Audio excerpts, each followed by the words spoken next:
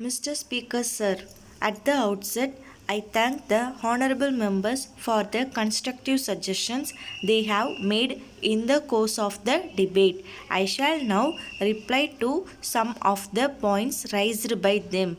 First of all, with reference to the small surplus on the revenue side, the leader of the opposition said that I had done this by decreasing the expenditure.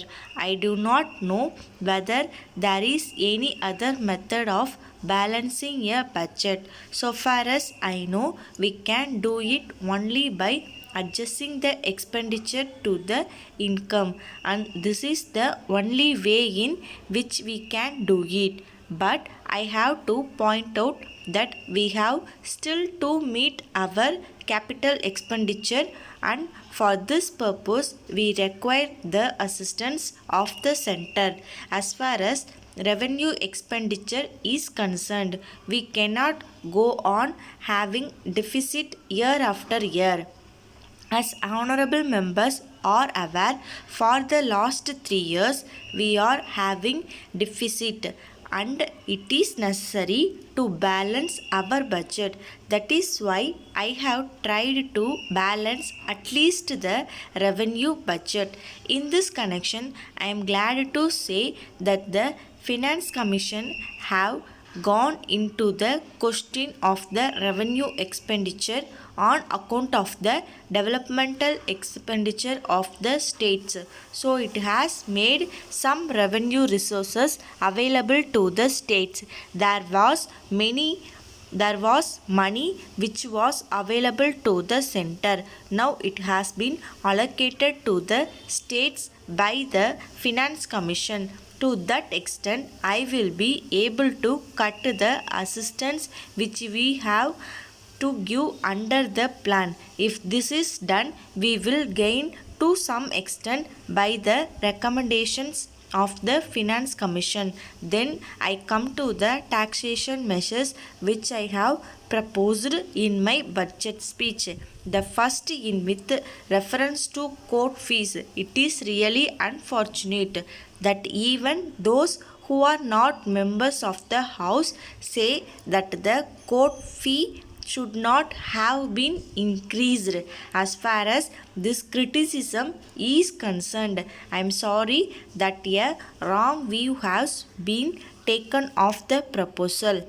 I am sure the members who are lawyers will release the anomalies which exists in the present court fees act. We want to remove these anomalies, and in that way we will also be able to get some money. It is not as if we want to make the poor people suffer on account of this. Then with regard to the tobacco tax, it has been said that we are taxing the luxury of the poor man and that it should not be taxed. Now I was really surprised to see a speech made by a person connected with trade and commerce to the effect that a government which had been adopting the policy of prohibition should not levy a tax on tobacco. It seems to me that he thinks that the excess revenue we will be getting by selling toddy comes from people who are not poor. I am not able to appreciate the stand taken by him. Apart from that, it is not as if we are going to tax beedies and raw tobacco. We do not want to do it. As a matter of fact, a costly staff is required for the purpose of controlling small petty shops. We want to tax only cigarettes and cigars which are consumed by the rich.